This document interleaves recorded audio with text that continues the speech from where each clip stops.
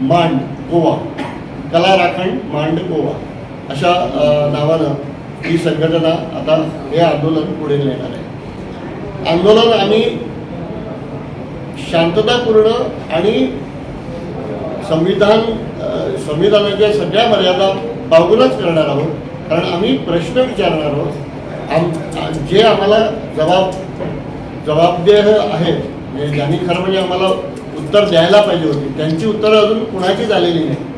काही त्यांना डिपेंड करण्यासाठी काही वेगवेगळे लोक समोर आले, एक समूह समोर आला, पण स्वतः ते अजून काही बोललेले नाही. परवा कोणीतरी सांगितलं की कसिनोचे हे वाढत आहेत, तो बेल्ट हळूहळू पुढे पुढे पुढे जात आहे, तो कला अकादमीला टेकणार का, अशी एक भीती आम्हा कलाकारांना आता वाटायला लागली आहे. सो त्या दृष्टीनं आम्ही तालुकाशहा असा प्रयत्न करणार आहोत.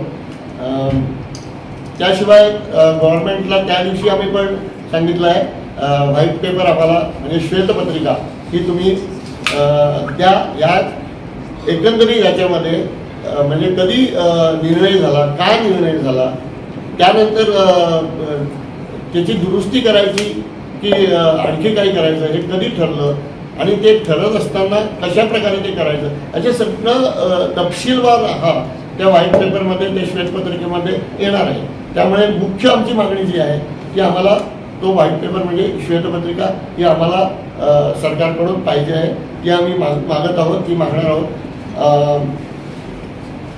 मुख्यमंत्र्यांना, सांस्कृतिक मंत्र्यांना एकत्र कारण आम्ही प्रश्न विचारतो. कला अकादमी बंद आहे याच्याबद्दल आता वाद किती माहीत आहे.